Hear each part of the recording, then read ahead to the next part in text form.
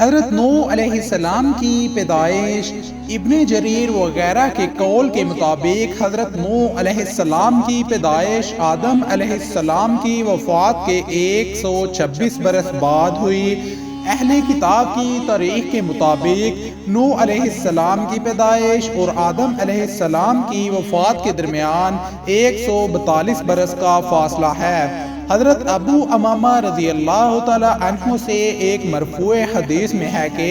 ایک شخص نے رسول اللہ صلی اللہ علیہ وآلہ وسلم سے سوال کیا کہ کیا آدم علیہ السلام نبی تھے؟ ویڈیو میں آگے بڑھنے سے پہلے اس ریڈ بٹن کو دبا کر اور ساتھ ہی ساتھ اس گھنٹی والے نشان کو دبائیں اور اہم بات کے ممبر بن جائیں۔ تو آپ صلی اللہ علیہ وآلہ وسلم نے ارشاد فرمایا، ہاں ان کو اللہ تعالیٰ سے کلام کرنے کا شرف حاصل ہوا ہے۔ پھر اس نے سوال کیا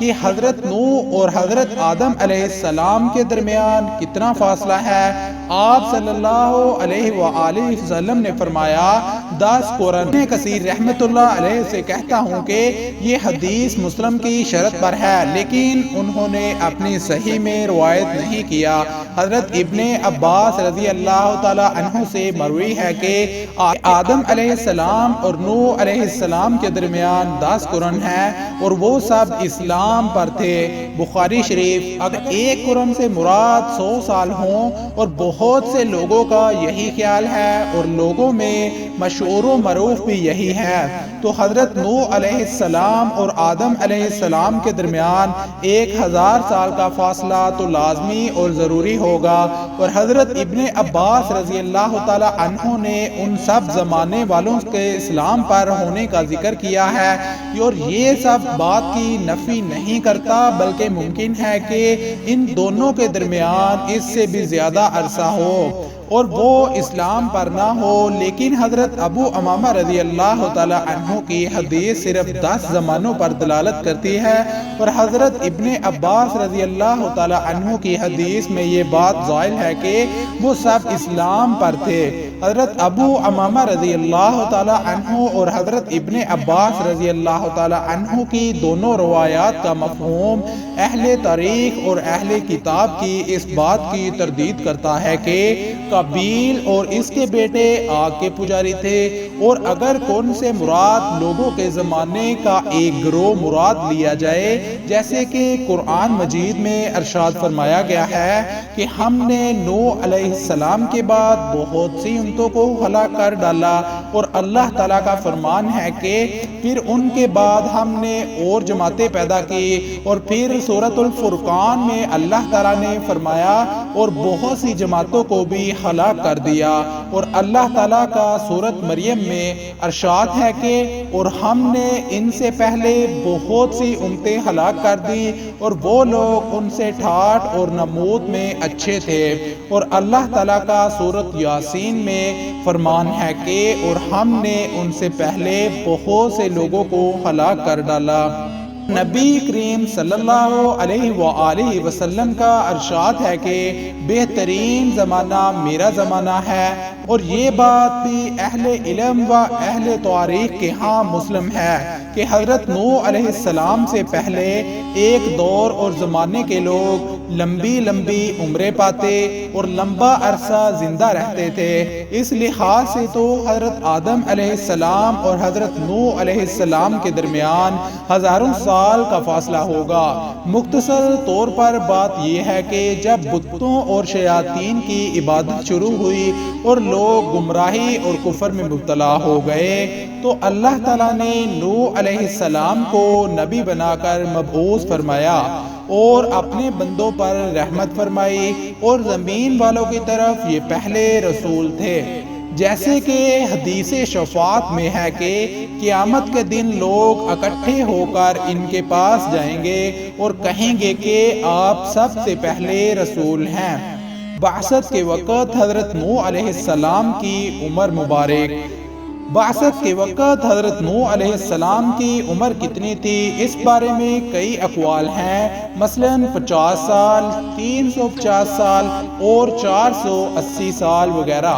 ابن جریر نے ان اقوال کا تذکرہ کر کے آخری قول حضرت ابن عباس رضی اللہ تعالیٰ عنہ کی طرف منسوب کیا ہے کہ اللہ تعالیٰ نے حضرت نوح علیہ السلام اور آپ کی قوم کے حالات اور کفر کرنے والوں پر طوفان کی صورت میں عذاب نازل کرنے کا ذکر کیا ہے، اور پھر نوح علیہ السلام اور کشتی والوں کو اللہ نے نجات کیسے دی۔ یہ تمام حالات واقعات قرآن مجید کی مختلف صورتوں میں ذکر کیے گئے ہیں۔ یہ مثلاً اعراف، یونس، المومنون وغیرہ وغیرہ اس کے لیے نازل ہوئی۔ سورۃ الاعراف میں اللہ تعالیٰ نے فرمایا،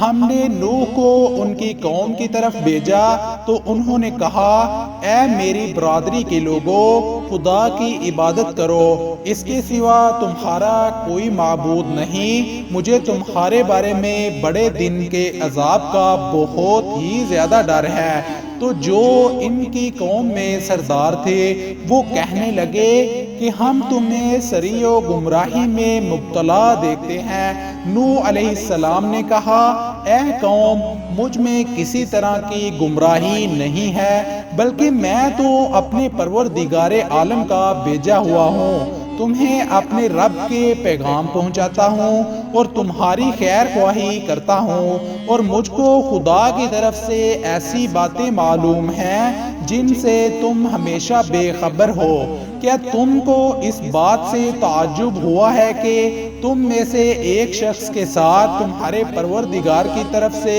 تمہارے پاس نصیحت آئی، وہ تم کو ڈرائے اور تاکہ تم پرہیزگار بنو اور تاکہ تم پر رحم کیا جائے؟ اگر ان لوگوں نے نوح علیہ السلام کو جھٹلایا تو ہم نے نوح کو اور جو ان کے ساتھ کشتی میں سوار تھے ان کو تو بچا لیا، اور جن لوگوں نے ہماری آیت کو جھٹلایا تھا انہیں غرق کر دیا۔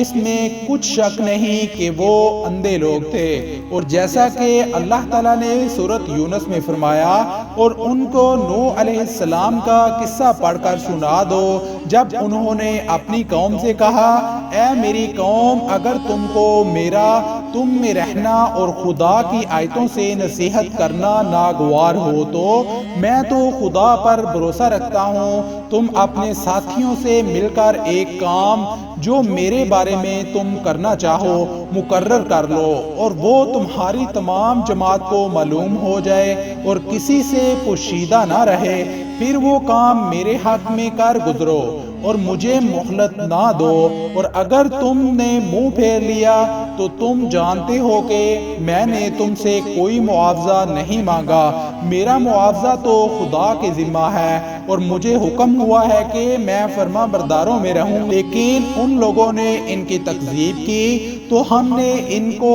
اور جو لوگ ان کے ساتھ کشتی میں سوار تھے ان کو طوفان سے بچا لیا اور انہیں زمین میں خلیفہ بنا دیا، اور جن لوگوں نے ہماری آیتوں کو جھٹلایا ان کو نیست و نابود اور غرق کر دیا، اور دیکھ لو جو لوگ ڈرائے گئے تھے ان کا کیسا انجام ہے۔ پھر اللہ تعالیٰ نے قرآن مجید میں فرمایا، سورۃ الحدید، اور تحقیق ہم نے نوح اور ابراہیم علیہ السلام کو رسول بنا کر بھیجا، اور ہم نے ان دونوں کی اولاد میں پیغمبری اور کتاب کو وقتاً فوقتاً جاری رکھا، تو بعض تو ان میں سے ہدایت پر ہیں اور اکثر ان میں سے نافرمان ہیں۔ اور سورۃ التحریم میں اللہ تعالیٰ کا ارشاد ہے کہ کافروں کے لیے نوح کی بیوی اور لوط کی بیوی کی مثال بیان فرمائی، دونوں ہمارے دو نیک بندوں کے گھر میں تھیں اور دونوں نے ان کی خیانت کی، تو وہ